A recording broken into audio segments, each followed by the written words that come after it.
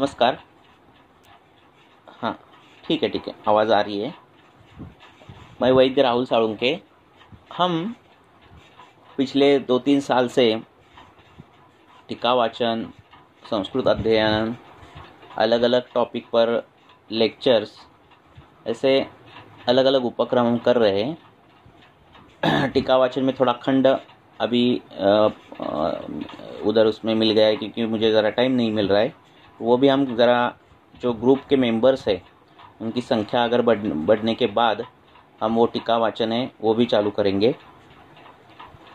और अलग अलग टॉपिक पर जो लेक्चर्स है, जो टॉपिक हमें डेली प्रैक्टिस में लगते हैं, उनका प्रैक्टिकल अप्रोच जो है उस पर लेक्चर्स जो है वो यूट्यूब चैनल पर है। और दूसरी बात, 2 साल से हम ये केस डिस्कशन ये ले रहे हैं। इसका बहुत से वैद्यों को बहुत फ़ायदा हो रहा है, वैसा उनका फीडबैक मिलता है। और इसीलिए हफ्ते में एक बार, कभी कभार हफ्ते में 2-3 बार भी हो जाता है, कभी कभार 10 दिन में एक बार भी हो जाता है, ये जो केस डिस्कशन है हम करते हैं। तो इसमें कोई प्री प्लान टॉपिक नहीं होता। जैसे बहुत सारे वैद्य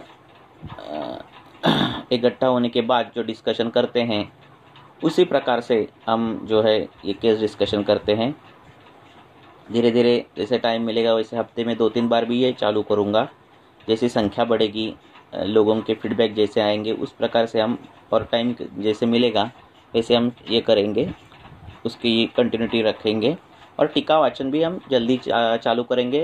ये जो देववाणी ग्रुप है उसका सेकंड ग्रुप वो भी फुल होने के बाद फिर ज़्यादा संख्या में स्टूडेंट, क्योंकि क्या हुआ, हमने जब टीका वाचन चालू किया तो बहुत से लोगों को मालूम ही नहीं था, ऐसे हुआ।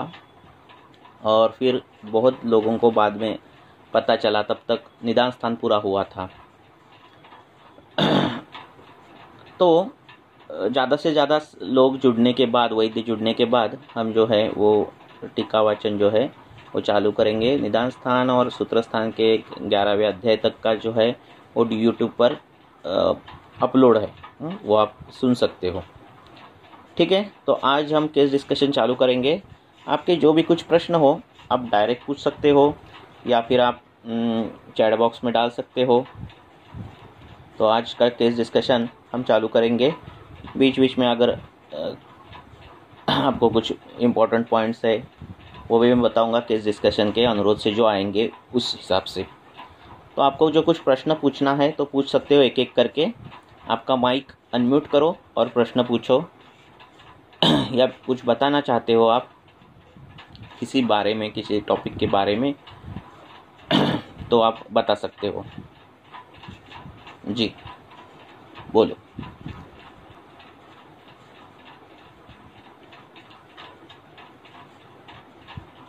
किसी को प्रश्न पूछना है बेझिझक प्रश्न पूछो, कुछ भी टेंशन मत लो। पूछो।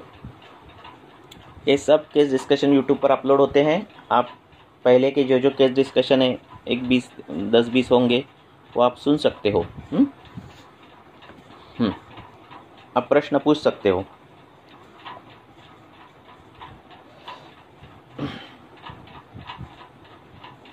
पूछो, किसी को कुछ पूछना है।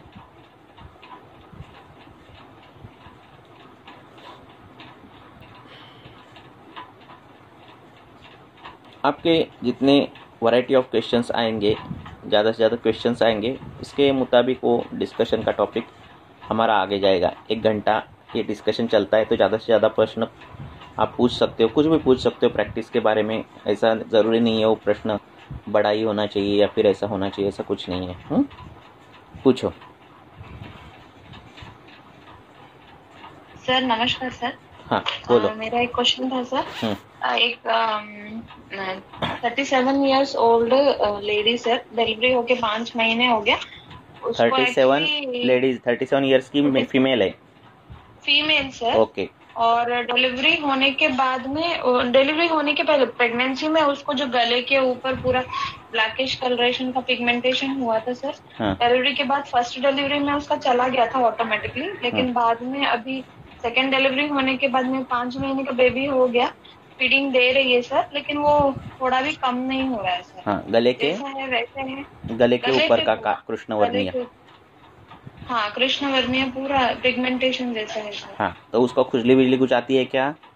नहीं सर। हाँ, तो ये जो ऐसा कृष्णवर्णीय पिगमेंटेशन, ऐसे त्वक विकृति भी है जिसमें ऐसे मंडलाकार उठता है, उसको कंडू कुछ भी नहीं होता। और उस पिगमेंटेशन को अगर आपने कपड़ा ऐसा रब किया ज़्यादा तो वो कृष्णवर्णीय आ जाता है कपड़े पर भी। जी, है ना? जी सर, ठीक है ना? जी सर, जी हाँ, सर। तो ये होता है। तो इनको क्या करना है, नहाते समय, हाँ, मंजिष्ठा जो है वो मंजिष्ठा उसको लेप करना है उस पर। मंजिष्ठा, दारवी और हरिद्रा, हाँ, ये तीनों कॉम्बिनेशन ले सकते हो, इन तीनों में से भी एक ले सकते हो। और इनका लेप करना है और नहाना है, इतना करना है। और जो लेमन रहता है, नींबू रहता है, उसको उससे वो रब करना है। लेमन को रात को रब करो और सुबह मंजिष्ठा, हरिद्रा और दारवी का लेप लगाओ। हाँ, लेप लगाने के बाद जरा थोड़ा सूखने के बाद वो स्क्रब करो। इतना होने के बाद वो जाता है। जी। इसको बड़ी ट्रीटमेंट नहीं है, देने की जरूरत नहीं है सर। नहीं नहीं, रक्तपाचक जरूरत नहीं। बहुत बड़े इसमें होगा तो रक्तपाचक और मेदोपाचक दे दो, ठीक है? क्योंकि स्थूलता बढ़ने के कारण, हाँ, मेद बड़ा रहता है, क्योंकि वात प्रकोप हुआ रहता है, उसको कॉम्पेंसेट करने के लिए मेद बढ़ता है शरीर में। और ये गला जो है उसमें मेद बढ़ने के बाद डबल फोल्ड हो जाते हैं जो गला है उधर। और ये स्थूलता में भी ये ऐसा कृष्णवर्णीय आता है। तो ये मेद दृष्टि है, उससे जो स्वेद है उससे भी आई हुई दृष्टि है। और ये दोनों है, इसीलिए ये जो स्वेद है वो मेद का मल है। तो इसके लिए रक्तपाचक, मेदपाचक और ये करना सब कुछ। हाँ, तो रक्तगत जो कुछ विषय है उसकी ट्रीटमेंट में हरिद्रा मंजिष्ठा आया है। तो ये सब चालू करो। और मेद की दृष्टि दूर करनी है तो हरिद्रा अच्छा है। मेद से विवर्णता जब आती है तो हरिद्रा अच्छा है। तो ये कॉम्बिनेशन आप यूज करोगे ना तो वो जाता है, वो बड़ी चीज नहीं है, पर स्क्रब करना है, ठीक है? ऐसा करो तो हो जाएगा वो। ज़्यादा हो तो पेट में वैसे दवाई दो। जी सर, थैंक यू। बोलो और।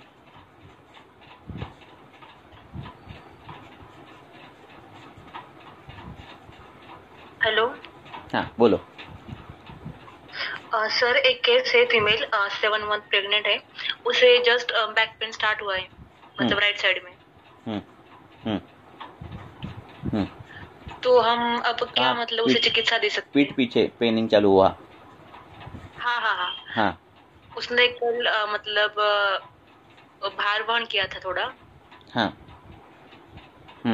शायद इसलिए। और थोड़ी देर पहले उसे पेट में दर्द था, अब नहीं है पेट में दर्द, सिर्फ बैक पेन है। तो उसको सिर्फ अभ्यंग आप करोगे, हाँ, कि किसी भी धानवंतर या फिर चंदन बल लाक्षादी तेल का, तो ठीक हो जाएगा। पेट में दवाई की जरूरत नहीं है। अगर भार वहन से ही हो है, वो कितना उसका ये है, सिर्फ अभ्यंग पहले देखकर गर्म तेल लगाना है और उधर सेकना है। इतना खाली करो, ज़्यादा सेक नहीं लेना है, सिर्फ तेल ज़्यादा गर्म करके तेल लगाना है। इतना करोगे तो हो जाएगा। ठीक है? ठीक है। हाँ,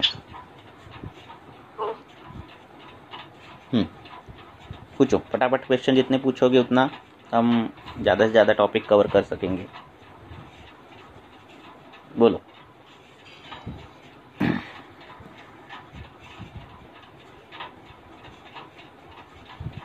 हाँ,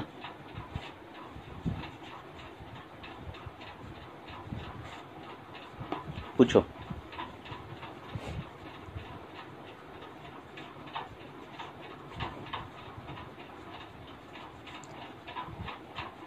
फटाफट पूछो, क्वेश्चन पूछो, आपके क्वेश्चन आने चाहिए। अगर आपको पूछने में कुछ ये हो रहा है तो आप मैसेज बॉक्स में मैसेज डाल सकते हो।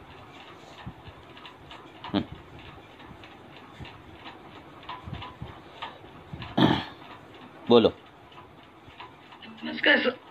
सॉरी। हाँ, बोलो। नमस्कार सर। नमस्कार। आपने जो सोरेसिस का पेशेंट सॉल्व किया है ना, बहुत ही अच्छे से किया है। तो उसमें और होगा वो सोचना चाहिए और वो होगा पेशेंट सॉल्व। वो अभी पूरा 1 महीने के बाद पूरा हो जाएगा उसका। हाँ नहीं सर, फिर भी कैसे सोचना चाहिए और कैसे आपने जो ट्रीटमेंट किया वो अब इसकी अगर आपने ट्रीटमेंट देखी तो आप बोलोगे ये क्या ट्रीटमेंट है, उसको मैंने 3 ही रक्तपाचक दिया है। ट्रीटमेंट के बारे में नहीं सर, हाँ आप सिर्फ थोड़ा समझेंगे। देखो क्या है, मेरा मत बता रहा हूँ मैं प्रैक्टिस चिकित्सा के बारे में। क्या होता है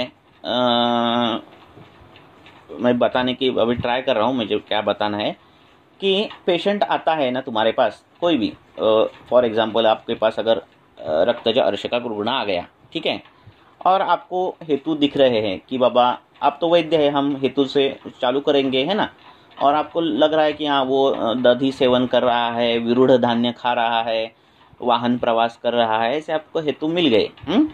अब वो रक्तज अर्श के आपको अगर 4 हेतु मिल गए, ठीक है, 4 हेतु है और उसमें से आपको 3 हेतु अगर मिल गए, ऐसे समझ लो, हाँ, तो आप उनको क्या बोलोगे, ये हेतु बंद करना है आपको, दही सेवन बंद करना है, तीखा बंद करना है, वाहन प्रवास बंद करना है, विरूढ़ धान्य बंद करना है, वॉटेवर। तो अगर आपने उसके 4 हेतु में से 3 हेतु आपने बंद कर लिए, ठीक है, तो आपने 75% हेतु विपरीत चिकित्सा कर ही ली, बराबर है ना, इज इट? 100% 4 हेतु है, उसमें से 3 हेतु आपने बंद कर दिए, आपको मिल गए 3 हेतु, तो 75% आपने हेतु विपरीत चिकित्सा ही है ना, हेतु बंद करना ही चिकित्सा है, तो आपने 75% चिकित्सा आपकी हो गई।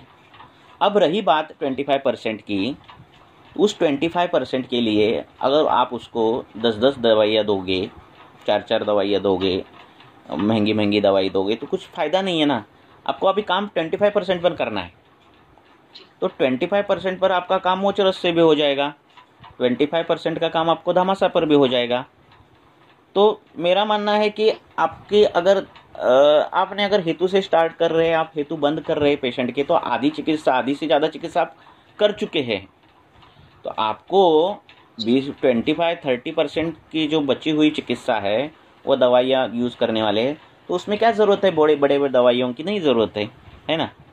तो ये हमारे लिए भी फ़ायदेमंद है, पेशेंट के लिए भी फ़ायदेमंद है, और सबके लिए फ़ायदेमंद है कि आप कम दवाइयों में अगर अच्छा रिजल्ट मिल सकता है। तो ऐसा कुछ नहीं है बड़ा कि बड़ा डिसीज़ है तो बड़ी दवाई लेनी पड़ेगी। हाँ, कई डिसीज़ में आपको 2-3 अलग अलग करना पड़ता है, वायु का अनुलोमन भी करना पड़ता है, आम का भी पाचन करना रहता है, कुछ 2-3 चीज़ें एट ए टाइम करनी रहती है, फिर भी 2-3-4 दवाई से ऊपर की दवाई देने की ज़रूरत नहीं है, ऐसा मेरा मानना है।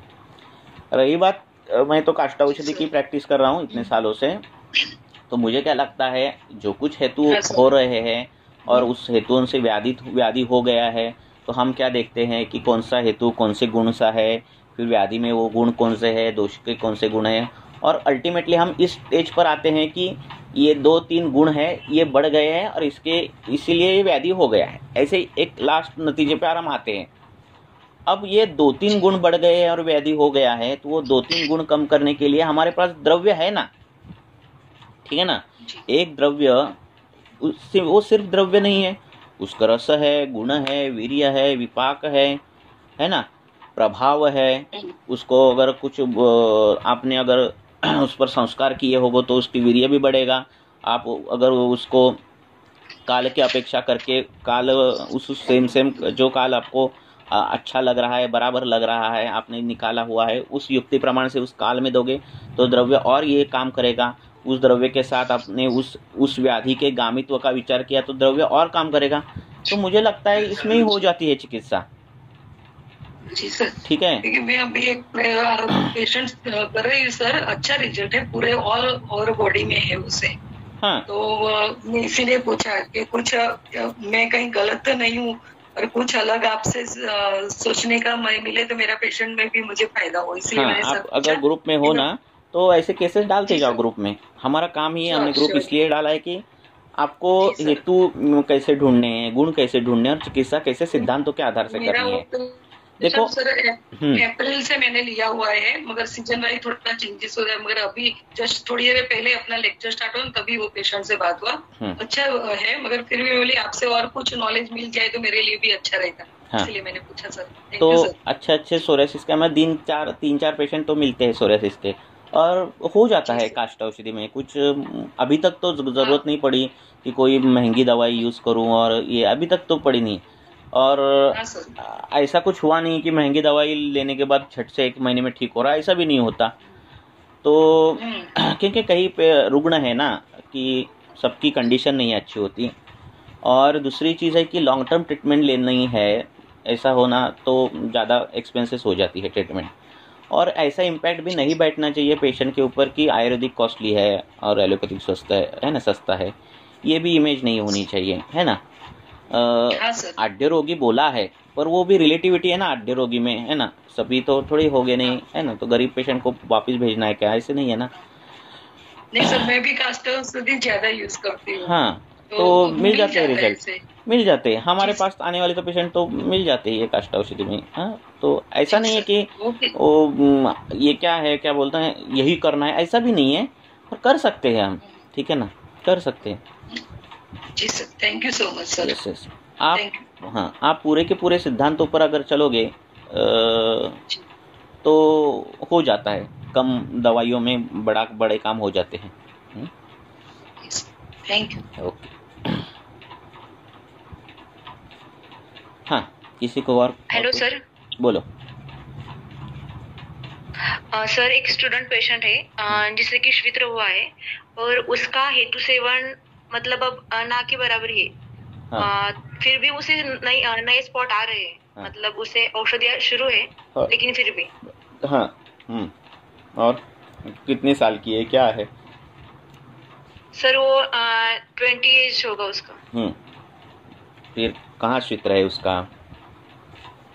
सर पहला क्षेत्र जो आया था वो माथे के ऊपर आया था, मतलब सीधा नाक के ऊपर जो लाइन होती है। क्षेत्र में 1-2-3 चीजें हैं। कुष्ठ क्षेत्र इसमें ये व्याधि सिर्फ दोषज नहीं है, इसको कर्मज भी है। तो ये पार्ट एक ध्यान में रखना है ट्रीटमेंट में। दूसरी चीज है, हम क्या करते हैं कि एक क्लासिकल जो हमारा बैठा है क्षेत्र आ गया, तो फिर क्षेत्र हरवटी, है ना, बाकुजी तेल, ये सब ऐसा हम क्लासिकली जो कुछ है वो ऐसे सबका वो एक। अब क्षेत्र की चिकित्सा बोली है तो उसमें उन्होंने विरेचन दिया है जो हम नहीं देते, ठीक है। हाँ, ये व्याधि बहुदोषावस्था की व्याधि है ना। और इसको फिर उसको आपको रेचन देना है, और वो रेचन किसका देना है? जो बाकुजी का जो क्वाथ है उसका देना है। कौन देता है? कोई नहीं देता, बराबर है। वो देने के बाद, हाँ, वो सब देने के बाद फिर उसको धूप में बैठाना बोला है। वो कौन करता है? क्या, कोई नहीं करता। फिर धूप में बैठाने के बाद उस पर क्षेत्र के ऊपर ब्लिस्टर आते हैं, फोड़े आते हैं। फिर वो फोड़ फूटने के बाद, वो जो ब्लिस्टर है फूटने के बाद उससे से दोष निकलता है, पानी निकलता है, और फिर उस पर व्रण होता है और क्षेत्र जाता है। ये कौन करता है? कोई नहीं करता, बराबर है। हम क्या करते हैं? स्वयंभू, गुगुल, बाकुची, ये वो हो गया, ठीक है ना। ऊपर लगाने के लिए क्षेत्र और वटी, नहीं तो बाकुची तेल, ये करते हैं और ख़त्म करते हैं। पहले इस लाइन से जाना चाहिए मुझे लगता है ना। और फिर उससे नहीं हो रहा है, फिर बाकी के सब कुछ उसकी जो विचार है वो ये कराना चाहिए, ठीक है। Yes sir. तो पहले विरेचन दे दो। सर आपने जो बताया कि उसे लेप लगाकर उसे धूप पे बिठाना चाहिए, तो वैसे करने के बाद भी उसे उस पर फोड़े नहीं आई, मतलब? हाँ, फोड़ा होना चाहिए। तो जो तेल है ना क्षेत्र का, हम क्या करते हैं, मैं तेल बनाता हूँ क्षेत्रहर तेल। तो उसमें हम क्या करते हैं, जो सरसों का तेल, हाँ, उसमें अपनी ये बाकुची, हाँ, बाकुची का चूरन, तुलसी का चूरन, हाँ, और करंज, हाँ, इनसे सिद्ध तेल बनाता हूँ। उस तेल में मिलाते और क्या डालता हूँ, सुवर्णक्षीर की जो पाने रहती है ना, सुवर्णक्षीरी, हाँ, उसकी पान, हाँ, उसके पत्ते, उसका स्वरस, या फिर वो जो उसका जो ये रहता है, क्या बोलते हैं, चीक जो रहता है ना, क्षीर, तो वो क्षीर उसमें डालते हैं और गोमूत्र डालते हैं। ऐसा करके वो क्षेत्रहर तेल बनाते हैं, उसके रिजल्ट बहुत अच्छे मिलते हैं। हाँ, हाँ, तो ये रिजल्ट बहुत अच्छे मिलते हैं। बाकी पेट में जो है वो दवाई दे दो। 2 मंडल एक में अगर आग रहे हो, 1 साल से ज़्यादा हो, तो ये असाध्य का लक्षण हो जाता है। जंघा में, हाँ, 3 साल हो गए हैं। हाँ, तो मतलब 2 स्पॉट थे वो कम हो गए हैं, लेकिन नई नई जगह पर मतलब बालों में ज्यादा आ रहे हैं।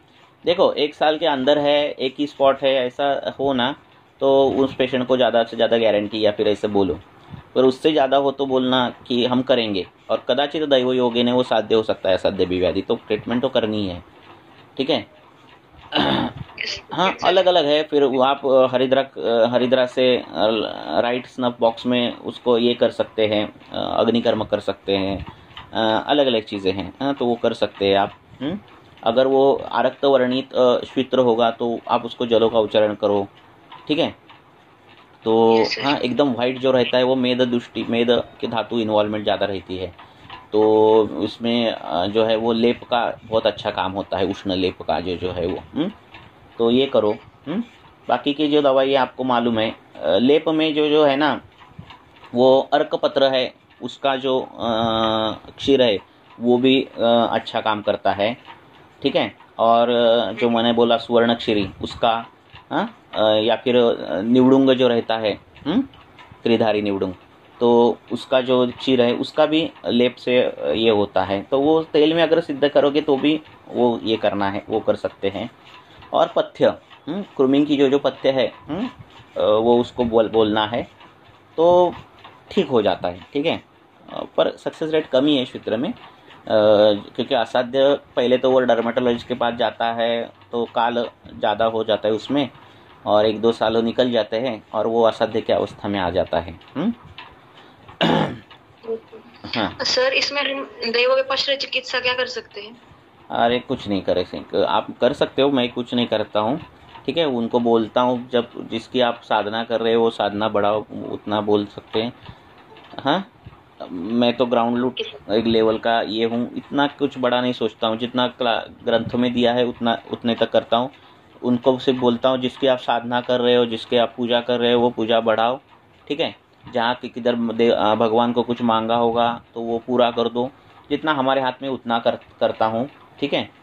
और फिर ये तो 20 पेशेंट अगर सूत्र के हो तो 7-8 पेशेंट में रिजल्ट अच्छे मिलते हैं, मीन्स पूरा का पूरा सूत्र गया है ऐसे 1-7 पेशेंट में हो जाते हैं, रहे हुए बाकी के 10-12 को नहीं रिजल्ट मिलता, अभी मेरा जो है वो बोल रहा हूँ मैं, ठीक है। तो ऐसा है।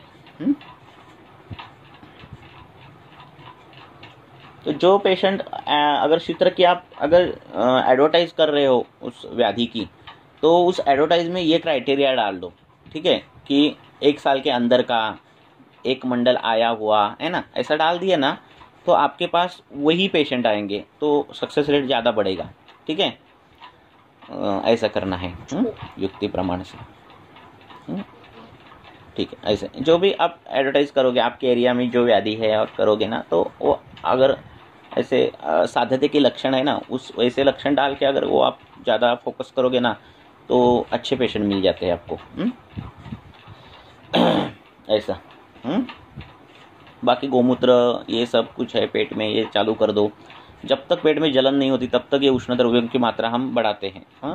ऐसे तो बच्चों को भी हमने, जो बच्चों को चित्र है ना वो अच्छे रिजल्ट मिले, उसके अच्छे गए हैं चित्र, पूरा का पूरा नील चित्र। ऐसे मेरे पास बहुत पेशेंट है कि पैच है और पैच अभी पूरा गया है, ऐसे बहुत डॉक्यूमेंटेड केसेस है। ऐसे और कुछ भी नहीं है, रिजल्ट मिला, थोड़ा रेडनेस हुआ, ऐसे भी है, ऐसा कुछ नहीं है कि सब पर रिजल्ट मिला है, पर उसको पेशेंट को पूरी की पूरी बात बताना, असाध्य का लक्षण कौन सा है और आप इसमें लक्षण में बैठ गए हो, तो फिर भी हम ट्रीटमेंट कर रहे हैं, ऐसा उसको क्लियर कट जो है वो उसको जेन्युइनली बताना कभी भी पेशेंट को, ठीक है। क्योंकि वो भावना, कोई भी व्याधि जो है वो भावना से रिलेशन रहता है, और वो बहुत आशा लेकर आपके पास आया रहता है, उसको जेन्युइनली जो कुछ है वो बताओ। और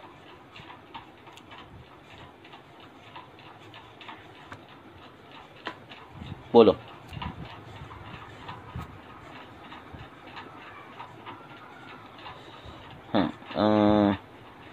कौन कोई तो प्रश्न पूछेगा मुझे, SMS जो जिसने भेजे, प्रश्न पूछो कोई तो वो पढ़कर।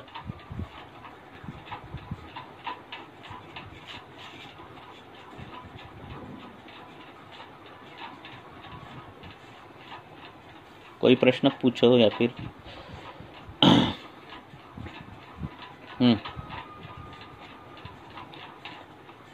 Treatment for continuous common cold and कफ।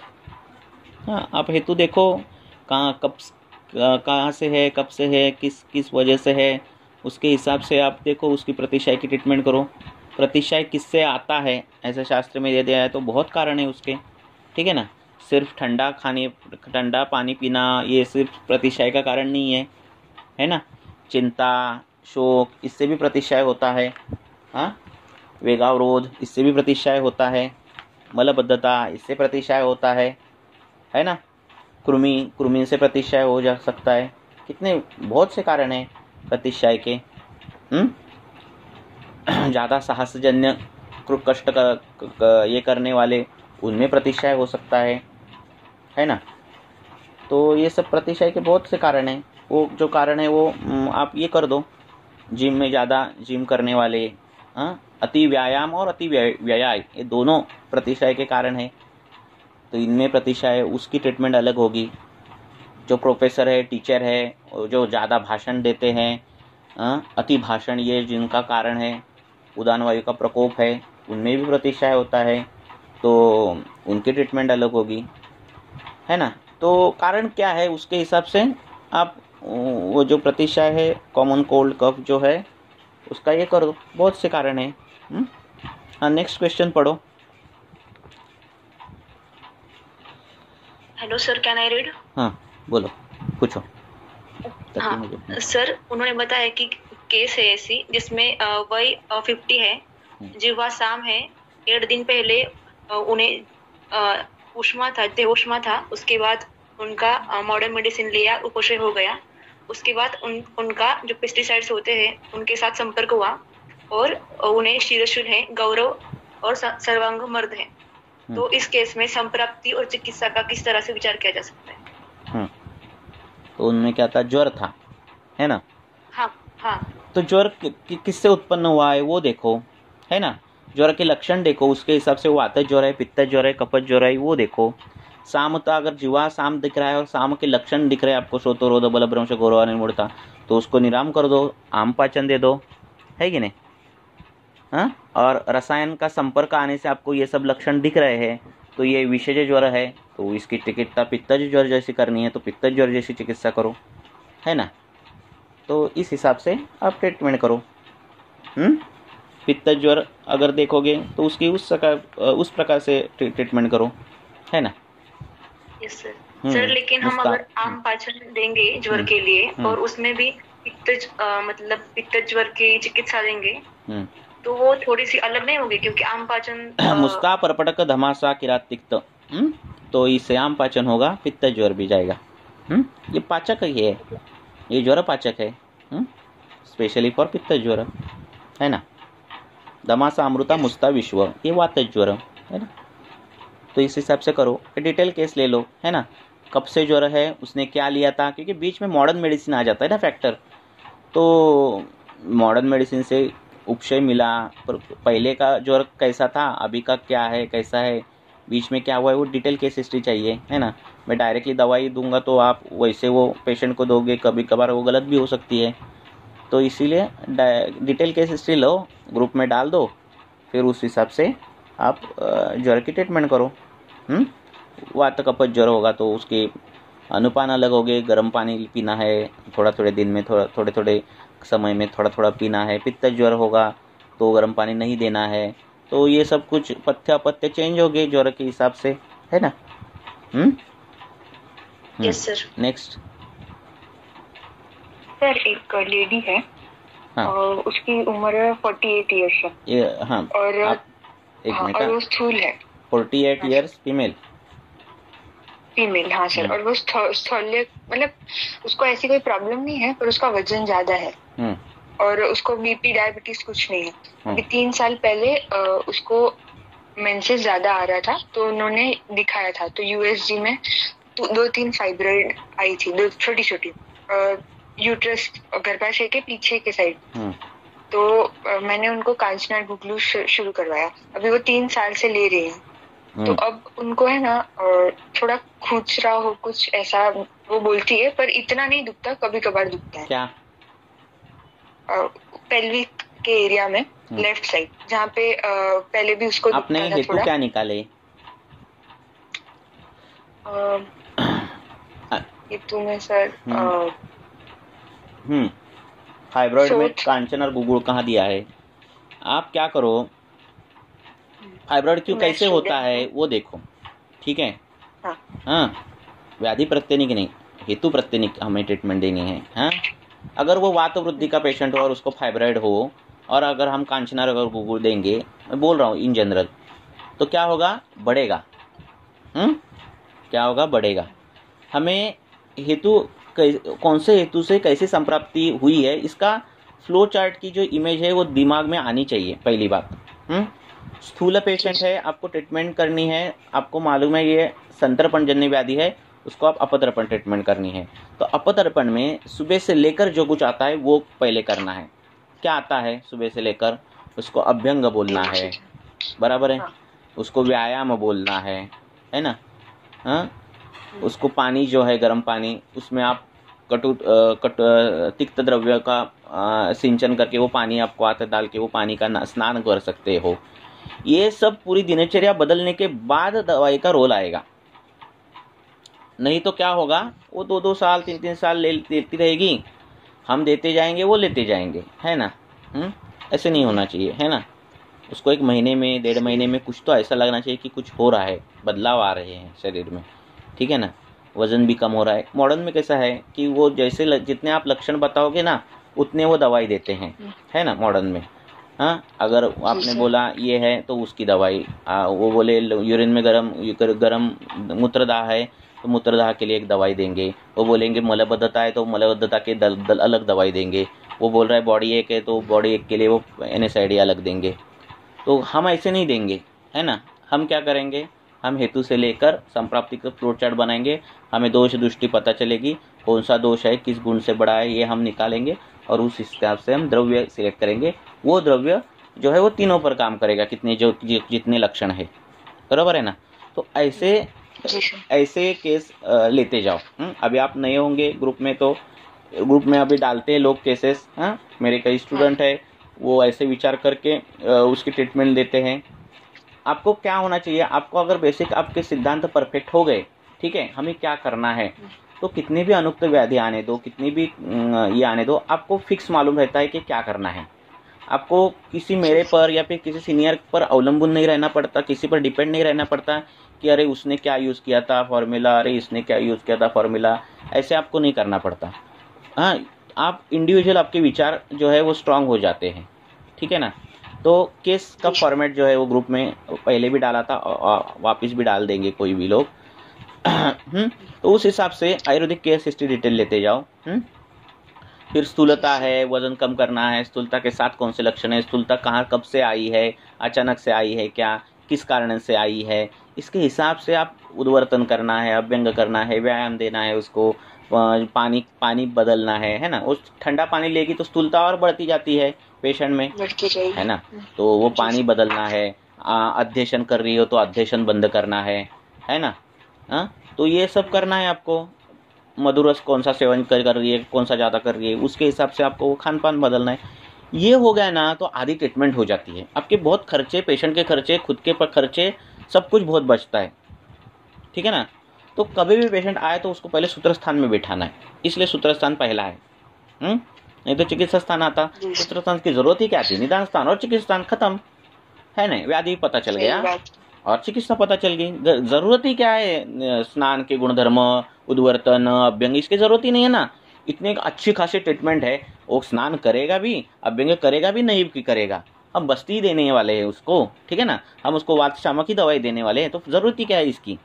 तो इसकी जरूरत ज़्यादा है, इसलिए वो पहला है, ठीक है?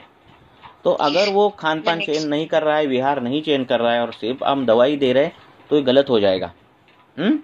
तो इस हिसाब से दे दो। और फिर आपको कुछ भी डिफिकल्टी हो तो ग्रुप है, उसमें आप केस डालते जाओ। ओके नेक्स्ट क्वेश्चन पूछो, बोलो। सर, एक पेशेंट है मेरी, सानिका सेन, एज 39 इयर्स। वो मेरे पास थोले के ट्रीटमेंट के लिए आई थी। फीमेल? पर उसको अभी प्रेजेंट कुछ भी लक्षण नहीं है। जब मैंने उसकी पास्ट हिस्ट्री में पूछा, पहले तो बोलो सर, तो उसको है ना हाइपरटेंशन मतलब बीपी भी है, क्योंकि उसको 3 years बैक सडनली ब्लीडिंग हुआ था आई से, जिसे हम रक्त पित्त बोलते हैं। तो हुआ तो उसका बीपी तब 180 110 था। तब उसको बीपी का ट्रीटमेंट स्टार्ट किया था। फिर बाद में उसको थोड़े दिन के बाद ज्यादा मतलब मूत्र प्रवृत्ति होने लगी रात में। तो उसके बाद उन्होंने टेस्ट किया तो उसमें उसको डायबिटीज हो गया। और फिर तभी उसने बाकी टेस्ट भी किए तो कोलेस्टेरॉल भी ज्यादा था। तो अभी वो बीपी की टैबलेट ले रही, डायबिटीज का ले रही है और अटरवास्टैटिन जो कोलेस्टेरॉल के लिए ले रही। तो ऐसे इसमें हम उसके हेतु तो सब पूरे संतर्पजन्य है। वो ऑफिस में काम करती है तो ऐसे ही खाना भी प्रॉपर नहीं खाती, ऐसे कुछ भी ब्रेड ऐसे खा लेगी। फिर उसको आदत थी थम्स अप पीने की खाने के बाद, वो था मतलब उसके पास में पूरा। और अभी भी उसका थोड़ा कम हुआ है, लेकिन नॉनवेज, वो बंगाली है तो नॉनवेज रहते हैं। हाँ, हेतु सेवन रहते हैं ना, इसलिए व्याधि नहीं जाती। हाँ सर। देखो तो फिर अभी तो मैंने ट्रीटमेंट नहीं स्टार्ट किया है, तो वही मुझे अभी मैंने उसको तो आहार विहार चेंज करने के लिए बोला है, पूरा दे दिया है। पर मुझे मेडिसिन इसमें क्या करना है, क्योंकि लक्षण तो कुछ नहीं है। देखो, अगर पहले तो बात स्थूल है ना, तो BMI कैलकुलेट मत करो। हाँ, उसके स्तन, उदर और स्पिक लंबन हो रहा है। हाँ, अगर ऐसा लग रहा है, उसके पसीने से गंदी स्मेल आ रही है, स्थूल कौन है, ऐसा चरक ने एक अध्याय में उसका स्थूलम उच्यते उसमें लक्षण दी है। मेदवृद्धि की नहीं, स्थूल रुग्ण कौन है उसके। हाँ, तो उसका बाद में दूंगा रेफरेंस उसका। तो उसमें ये लंबन होना चाहिए और शरीर से दुर्गंध आना चाहिए, है ना। उसको थोड़ा बार चलने के बाद दम जो श्वास रुच्छता आनी चाहिए, ऐसा हुआ तो स्थूल है। तो अगर अभी हमें ये स्थूल व्यक्ति जो है उसमें 2 महाभूत बड़े रहते हैं। महाभूतों का अगर विचार किया जाए तो एक पृथ्वी महाभूत और आप महाभूत। और हमें अभी करना क्या रहता है, वायु और आकाश महाभूत बढ़ाने रहते हैं।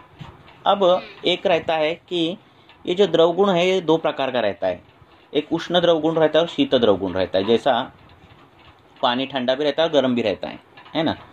तो ये 2 प्रकार के पेशेंट हमें स्थूल व्यक्ति दिखाई देते हैं। एक कि जिनमें संतर्पणजन्य सब हेतु है और पसीना ज़्यादा नहीं आता, त्वचा रुक्ष रहती है, शरीर में बहुत जड़त्व रहता है, हाँ, आलस्य रहता है, ये सब स्थूल के लक्षण दिखते हैं। और पसीना नहीं ज़्यादा आता, भूख नहीं ज़्यादा लगती, ये ऐसे लक्षण दिखने वाले पेशेंट रहते हैं। और दूसरे लक्षण पेशेंट दिखते हैं कि स्थूल है, ये सब लक्षण है स्थूलता के, और पसीना ज़्यादा आता है, हाँ, उष्ण जो गुण के हैं ना, वो सब लक्षण दिखते हैं। अब इन दोनों को दवाई देते समय ये जो मैंने बोला, जिसको पसीना बिसीना नहीं आता, ये जो लोग हैं, इनको जो दवाई आप दोगे वो तीक्ष्ण उष्ण भेदन करने वाली, हाँ, ऐसी दवाई देनी है आपको। हाँ, मीन्स क्या, उसको आप त्रिकटु दे सकते हो, ठीक है, हाँ, शहद के साथ दे सकते हो, हरितकी का सेवन ज़्यादा दे सकते हो। ये सब दवाई जो है उष्णवीर्य की, हाँ, ये इनको दे सकते हो। किनको, ये जो बोला है उनको। और जो जिनको ज़्यादा पसीना आता है, ये सब रुग्ण जो रहते हैं, भूख ज़्यादा रहती है, हाँ, इनको जो है वो शीतवीर्यात्मक रुक्ष औषधि कर्षण करने वाली कुटकी जैसी दवाई है ना, तो ये दवाई इनको दे सकते हो। खदीर, कुटकी, ये जो दवाई है ना, वो इनको दे सकती हो। हाँ, तो इस प्रकार से दवाइयों का आप अपदर्पणजन्य दवाई का दो में क्लासिफिकेशन कर सकते हो, ठीक है। तो मैं वैसा करता हूँ, इसलिए मैं बोल रहा हूँ। तो वीर्य के अनुसार उनकी दवाइयों का सिलेक्शन कर दो और फिर दे दो उनको। सर, फिर वो एक तो हम चूर्ण फॉर्म में, कषाय फॉर्म में देना है, और कितने पीरियड्स तक वो देना है? नहीं, अभी उसकी व्याधि कैसे क्या है उसके हिसाब से आप देख दो। लक्षण क्या है, स्थूलता के जो लक्षण है वो कम होने चाहिए, आलस्य कम होना चाहिए, स्वेद अति प्रवर्तन है वो कम होना चाहिए, वेट कम हो रहा है और उसको अभी लग रहा है कि अभी मुझे वात प्रकोप के लक्षण नहीं दिख रहे, तब तक तो देना है उसको, है ना। इतना कभी कभी कर्षण हो जाता है कि भ्रम लक्षण पहले दिखने लगता है, तो फिर वो बंद करना है ना। तो इसीलिए स्थूलता को दवाइयों लास्ट का पार्ट है, आप उसको अगर अभ्यंग चालू कर दिया गर्म तेल से रोज, तो वात प्रकोप भी नहीं होता और स्थूलता भी कम हो जाती है। थोड़ा टाइम लगता है, पर जो बॉडी का जो एक निबिड़ता जो है रहती है ना, वो एक शेप में आ जाती है बॉडी। तो वो पहले अभ्यंग चालू कर दो तेल से। वो तेल को आप तिक्त रस से सिद्ध करके वैसे तेल आपको अभ्यंग के लिए आप दे सकते हो, या फिर प्लेन तिर तेल भी दे सकते हो। तो ये चालू करो और फिर दवाई चालू करो, तो ज़्यादा से ज़्यादा कर्षण हो जाएगा और वात प्रकोप नहीं होगा। तो ऐसे करो चालू, ठीक है। वैसे स्टार्टिंग में चूर्ण फॉर्म में देना है या कषाय फॉर्म में? जैसे अभी हम देखो, अग्निमंद हो तो कषाय में दे दो, अग्नि अच्छा हो तो चूर्ण में दे दो। सिर्फ इतना ही, मतलब जैसे आपने बोला कि स्वेद, अति प्रवृत्ति और कम स्वेद, उससे कैटेगराइज करके फिर हमें द्रव्य का सिलेक्शन करके वो उसी जस्ट उतना ही फॉर्म में देना है, बाकी कोई कल्प नहीं यूज करना है, कोई जरूरत नहीं। जैसे अगर ऐसे पेशेंट है तो, क्योंकि इसमें तो पूरे व्याधि का पूरा समूह ही है ना इस पेशेंट में। क्योंकि एक्जिमा भी है सर, मतलब क्योंकि तो कुष्ठ जो व्याधि है वो उसको कहाँ बताया है कि अपतर्पण कहाँ करना है, किन में अपतर्पण करना है, तो उसमें कुष्ठ आया है, ठीक है। हाँ सर। हाँ, तो कुष्ठ जो है वो अपतर्पण से साध्य होने वाली व्याधि है प्रायः, वातज कुष्ठ छोड़ के, ठीक है। तो अध्ययन करने वाले, संतर्पण ज्यादा हेतु है, आम ज्यादा हेतु है, मेद दुष्टि है, तो इनमें कुष्ठ दिखता है ना। तो इनमें अपतर्पण है, तो एक ही अपतर्पण करने के बाद ये सब कुष्ठ विष्ट सभी एक लाइन से निकल जाते हैं, उनका अलग सोचने की जरूरत नहीं रहती, है ना। सर एक केस है, एक पेशेंट है डायबिटिक और स्थौल्य का है, तो 1 महीने पहले ही उसका मतलब ट्राइग्लिसराइड भी ज्यादा था और स्थौल्य के हिसाब से ही मैंने उसको ट्रीटमेंट दी थी। और उसका मैंने अपतर्पण जन्य आहार, मतलब उसको व्यायाम बोला था करने के लिए, और ये पर उसने कुछ भी फॉलो नहीं किया, उसने अध्ययन ही किया है। सिर्फ 1 महीने में उसका 200 ग्राम वजन कम हुआ है, पर अभी मैंने उसे फिर से ब्लड टेस्ट करने के लिए बोला। और कभी भी क्या करो, पेशेंट को ना ब्लड टेस्ट करने के लिए क्या करो, वो क्या हो जाता है मालूम है, फिर उनको आदत लगती है कि आपके रिजल्ट जो मिले हैं ना वो मेरे लक्षण के अनुसार नहीं, वो टेस्ट में आना चाहिए, ऐसे उसको आदत हम नहीं लगाना, हमें नहीं लगानी है, ठीक है ना। हम तो पेशेंट को बोलते ही है कि कुछ भी मत करो, ठीक है, आपको करना है तो आपके अभ्यास के लिए कर सकते हो, मुझे आपको ठीक करना है, चाहे वो ट्राइग्लिसराइड कम हो ना हो, कुछ नहीं, ठीक है। नहीं तो क्या हो जाता है, वो अलग से अलग रिस्पॉन्सिबिलिटी हमारे पे ऊपर पड़ती है कि लैब रिपोर्ट अच्छे आने चाहिए। तो उनको बोलो कि ये नहीं हम मानते, हमें आपके लक्षण ठीक होने चाहिए, आपको स्वस्थ महसूस होना चाहिए, आपकी इंद्रिय प्रसन्न हो, जो हमारा स्वास्थ्य का क्राइटेरिया है उसमें आप बैठना चाहिए, बस उसमें आप ओके तो ओके, ठीक है। सर वो अध्ययन ही कर रहा है, वो पेशेंट कुछ भी फॉलो नहीं कर रहा है, क्या करें, तो फिर हम उसके ऊपर कैसे, मतलब हम रिलाय नहीं कर सकते ना। अगर उससे ज्यादा हो गया तो हम उसकी रिस्क नहीं ले सकते सर। नहीं, रिस्क लेने की क्या जरूरत है, भी नहीं फॉलो कर रहा है, जो कुछ भी समझो मेडिसिन, तो फिर उसके ऊपर छोड़ दो पेशेंट को। चंडम शोकातुरम भीरु वैद्यम अमानितम, वैद्य को न मानने वाला, उसको नहीं पेशेंट को ट्रीट करना है ना। तो क्या होता है फिर, कुछ नहीं रिजल्ट मिला तो अरे तुम्हारी दवाई ले रहा था, ऐसा होता है ना, यश कीर्ति हानि हो जाती है हमारी।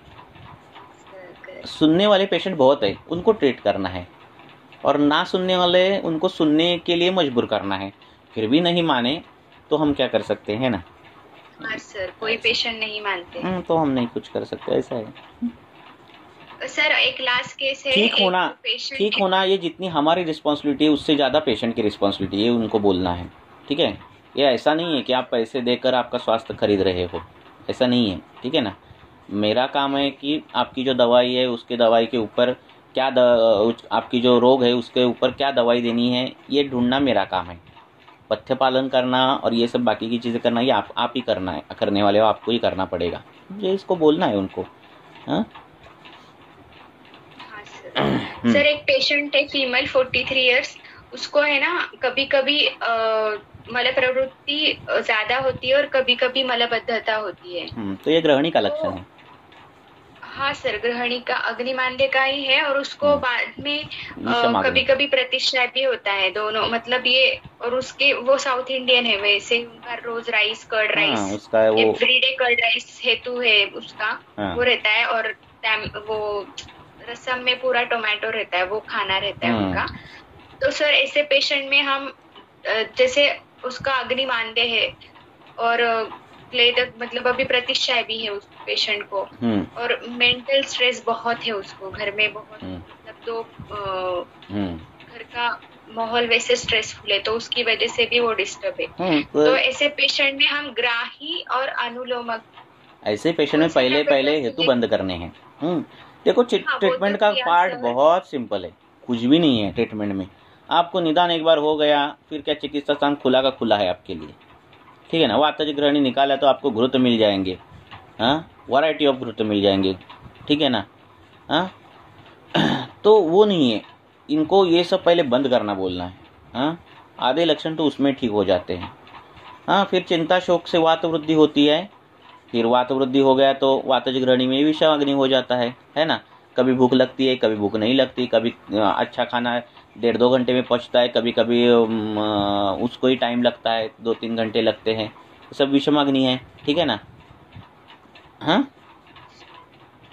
तो इस पेशेंट में सर वो तो है, पर जैसे अभी ये लोग तो वही खाना खाते हैं सर, उनका तो फिर क्या कर सकते, क्योंकि नहीं, धीरे धीरे कम करना है, कर्ड बेड बंद ही करना है ना।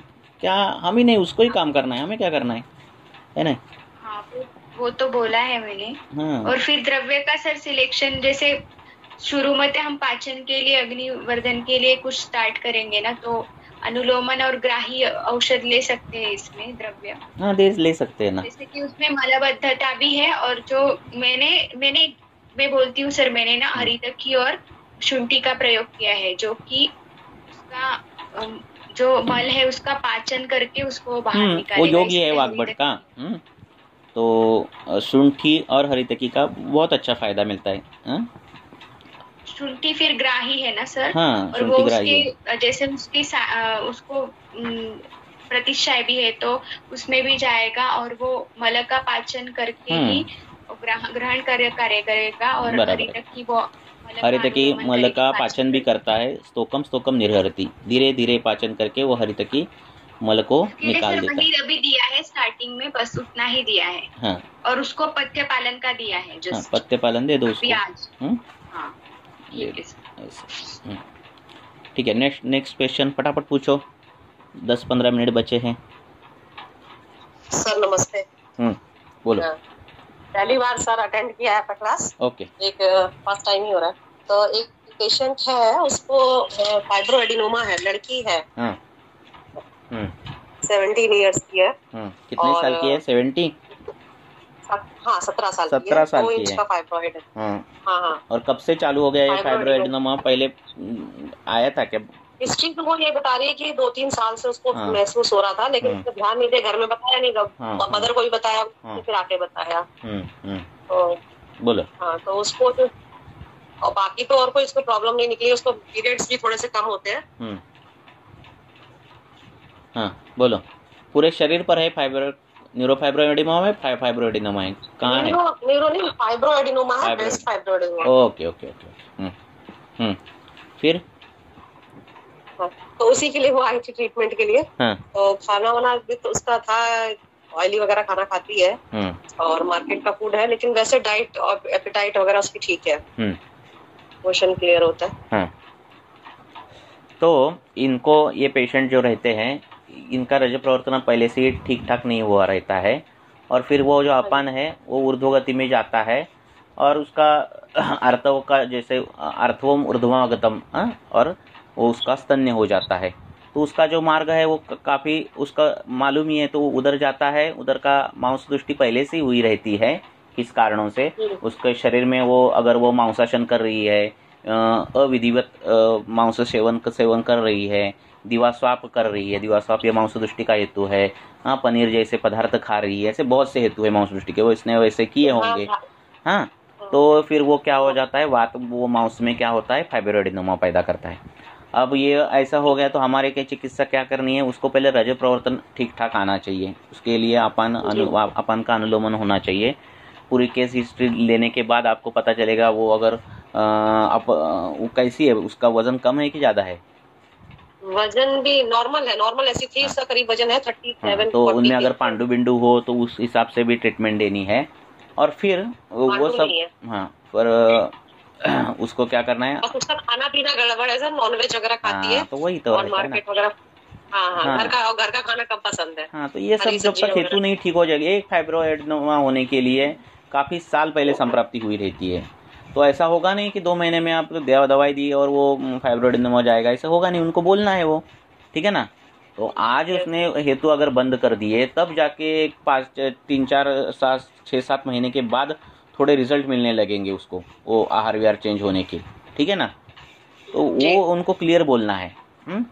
डायरेक्ट दवाई पर कभी भी जंप मत मारो, क्योंकि क्या हुआ है, आधुनिक वैद्यक शास्त्र ने ये आदत लगाई है रुग्ण को कि व्याधि लेकर जाना है, पैसे देने हैं, दवाई लेनी है और व्याधि जाएगा, ठीक है। इसके बीच में एलोपैथी भी स्टार्ट खत्म नहीं होने वाली। तो इसके बीच में जो डाइट चेंज है और रिवर्स प्रोग्नोसिस जो है, तो ये कुछ इनका ये तत्व ही नहीं है, पहली बात। तो होता क्या है फिर, ये पेशेंट वही मेंटलिटी जो विचार है, धारा, वो लेकर हमारे पास आते हैं। तो वो बदलनी है उनको।